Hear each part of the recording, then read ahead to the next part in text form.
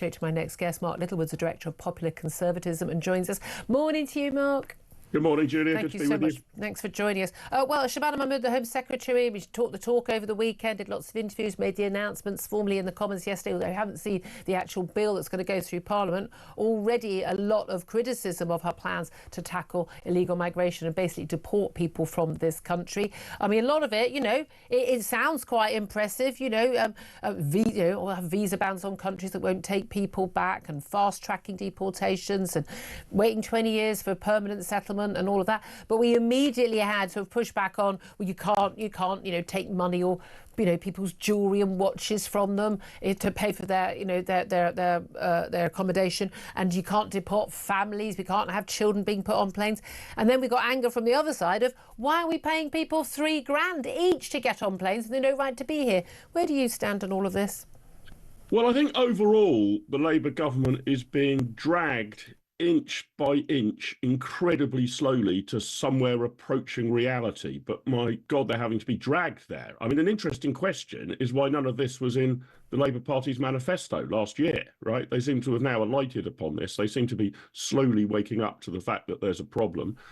Quite possibly the fact that so many people are voting for reform is sending them an electoral message. But I think inch by inch towards reality, but still a very long way from it. There's no acceptance that we should leave the ECHR altogether, which I think is going to end up, we're going to end up there. We're going to have to do that to really tackle this. So they're still tackling it at the margins. I don't necessarily object to paying people who are here legally, who we may wish to return home, But if you're here illegally and you have no claim to be here, your return to your country of origin. Who are we trying to deport who's here legally?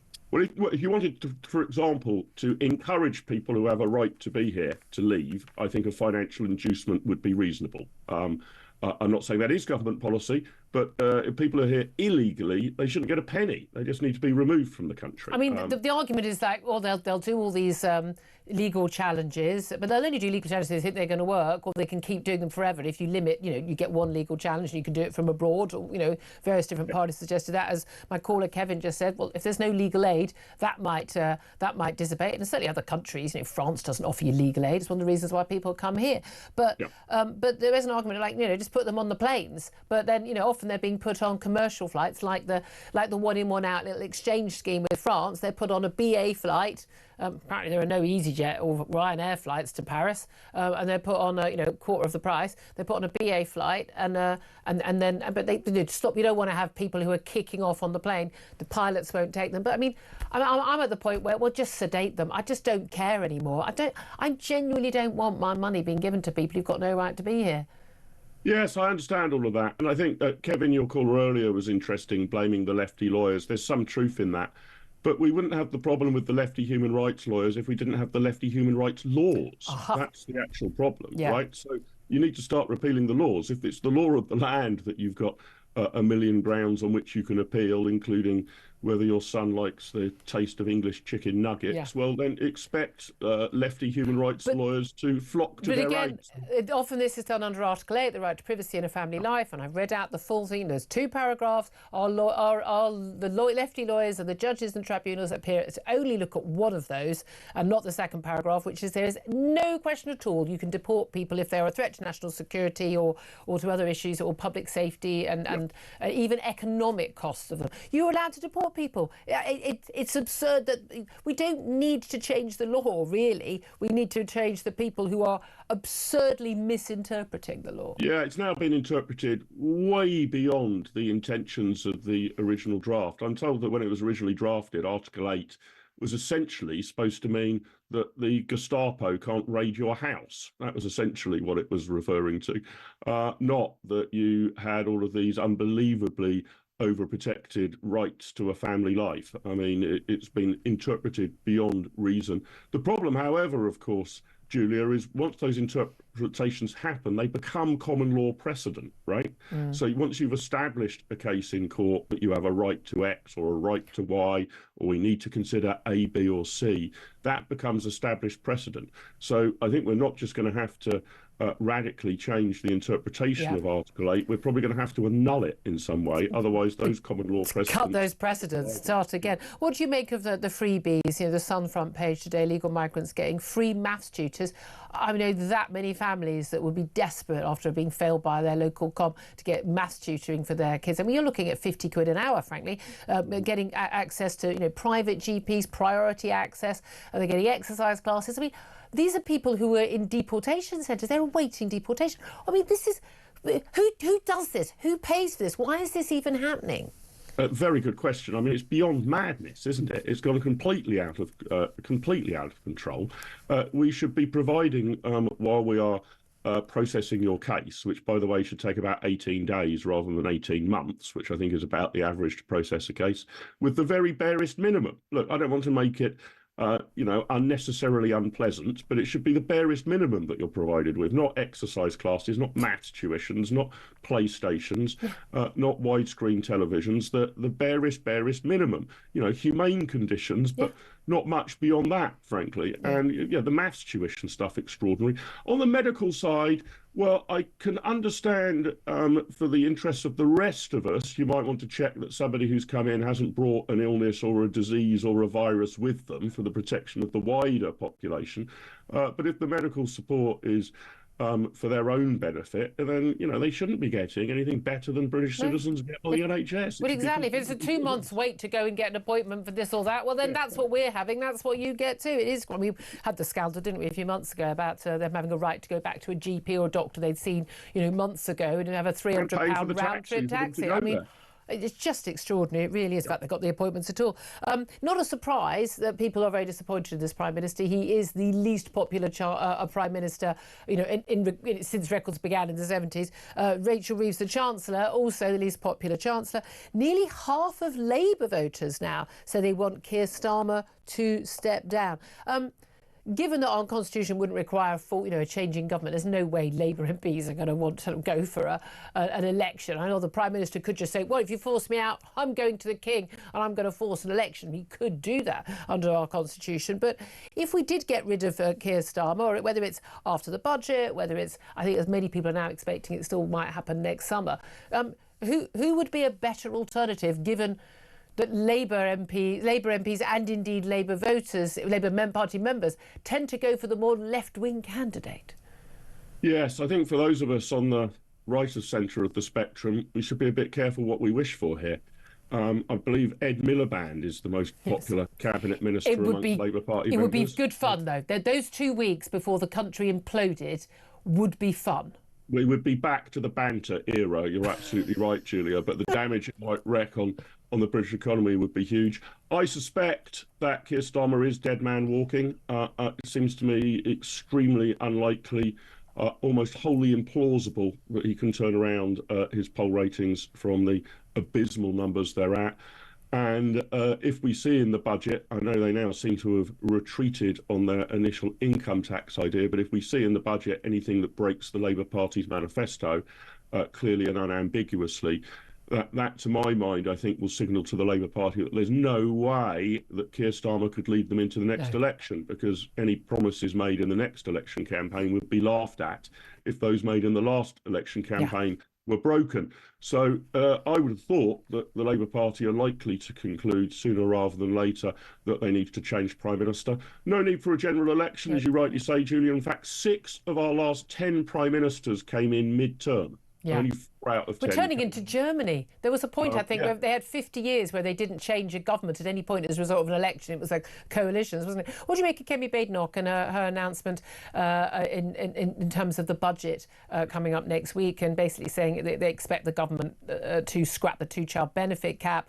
She said, I want people to know that a future Conservative government will bring it back. It is extraordinary. The government has strongly hinted they're going to bring back payments for third, fourth. We don't know whether it's going to be capped at a higher rate or whether it's going to be tapered or what they're going to do. But basically, keep on having kids that you can't afford. An extra £3,500 a year. It's not a couple of quid. £3,500 a year for every extra child if you get rid of that cap and just go back to what it was before. But apparently we've got no money, but we're going to make sure that people who can't afford kids can carry on having kids. Yeah, I mean, my worry across the board, Julia, is there seems to be absolutely no area of public expenditure where the Labour Party seems to be able to save money. You can make trade-offs, if you want to spend more on one particular area, okay, but then try and find big savings in another area. I can't think of any area of public expenditure where the Labour Party, this Labour government, appears to have any idea whatsoever about how savings could be found. And I'm afraid if the public finances are out of control, and they basically are, you need a government that's willing, overall, in aggregate, to find some very, very substantial savings. Yep. And certainly if you want to spend more on something, even more than we're spending at the moment, that needs to be offset by even bigger savings elsewhere. But there is no appetite that I can detect on the Labour backbenchers for any sort of government reductions in spending whatsoever. Well, indeed. I mean, Reeves and Starmer are at the mercy of the parliamentary Labour Party. Kemi Badenoch, they're talking about slashing £23 billion from the welfare bill. Reform also want to slash the welfare bill. They say they could fill the £25 billion hole in the budget, but also saying that would include cutting foreign aid down from, I think, 14 billion to just £1 billion, just what they, the money they give to the UN and a few other international bodies, and that's it. Would you support that? Yes, I do support that. I mean, I think that probably rather than us having a foreign aid budget, it would be wise for the government to have some sort of contingency fund that we need to dip into. But the insanity of the foreign aid budget was that we were having to spend it year in, year out, even if there were not worthy causes to spend it on. So there was this rush by officials to spend the money because they had to hit the target of spending what used to be 0.7%. I don't think you need an annual foreign aid budget. I do support certain cases if there is a humanitarian disaster that we should intervene, but we should take that on a case-by-case basis out of some sort of contingency fund that we build up, rather than having a set amount each year that we're determined to spend. And if the country you're helping has a president who lives in a palace and has a private jet, maybe they don't get any money at all, going out on a limb. Just finally, I want to ask you, this came up this morning about this plan by governments to announce a crackdown on ticket touts and resale sites that offer tickets for concerts and everything else at several times their face value. Of course, we had this big outcry over Oasis tickets in autumn last year. I mean, we were sitting there as the price surged. I think we were offered, finally, after 6 hours, got to, I think, over 350 quid for tickets. I mean, I don't even think we were in Wembley anymore. I think we were actually in Cardiff. We were so far away, and I went, I've seen Oasis live, with all due respect, as good as they are, they ain't worth that much money for tickets that bad, and we decided not to get them. But the big issue often is that people try and buy tickets, they can't get tickets at all. Now they were surging the price of the ticket within their own ticket sales, but we've seen tickets go on sale for £3,000 that had a market price of £200 when they were first sold. We've got a lot of ticket agencies, we've got bots buying them en masse to then deliberately sell them off. Should there be a ban on reselling concert tickets for profit? That's what the government proposes. No, I don't think the government needs to get involved here. I do think that bands like Oasis or other popular pop stars and groups probably need to think through the implications of their own PR if they find out all of their tickets are bought by bots. But at some point, the market will find its own price, Julia. All right, £350 to go to an Oasis concert isn't worth it for you, say. But there's probably somebody out there who it is worth. People were paying £3,500 for the same tickets a few months later. There you go. There you go. I mean, I quite like what Kate Bush did. She had a kind of loyalty scheme that if you had been signed up to her newsletter for at least a year, you got first dibs, rather than it just being everything hits the market at the same time. So I think it's likely that the bands themselves, for fear of the public relations backlash, should find those sort of schemes. But it's no business of the government what a pop band want to charge for a ticket to listen and play music at Wembley Stadium. Very interesting. Mark Littlewood, Director of Popular Conservatism. Thank you for that. Benjamin Butterworth, where are you on the ticket taxing? Because it sounds like a good idea. People think that's a good idea, but then we've all got a better chance of getting the tickets on the first round, and the profit doesn't go to the ticket tout agencies, the Viagogos and others, even though they're providing a service. But if you're not willing to pay £3,000 for bog standard tickets, it's not like you're getting VIP passes backstage or a dinner beforehand for that. Then people don't have to pay it. But there's an argument that actually it'll just move on to the black market. I think for £3,000 I'd want to marry a Gallagher, right, at that price. I'd want a lot more than that, But, I mean, look, ticket touts are exploiting the system. It's not a part of the market economy, because what they're doing is buying up a load of tickets and then exploiting the supply and demand to then force people to pay crazy prices for it. So whose interest is that in? Well, not the consumer, because we're paying more, and not the industry, because the money isn't actually going to the... They're not getting any more money. If they want to sell a ticket for £3,000 and someone's going to need to pay it, that's fair enough, but I don't understand why the middleman gets to do it. Exactly. That, you've got to stop the bots buying them. Exactly. But also, of course, this plays into surge pricing, which was the big outrage at Oasis, because if you've got a few people buying up loads of tickets, then that is going to distort the price. When you get on the website and you think the tickets are this price and then it goes up, but there was a big backlash to that. They were, nothing to do with us, Gov. They probably didn't know anything about it, but they were certainly making the money from it. Anyway.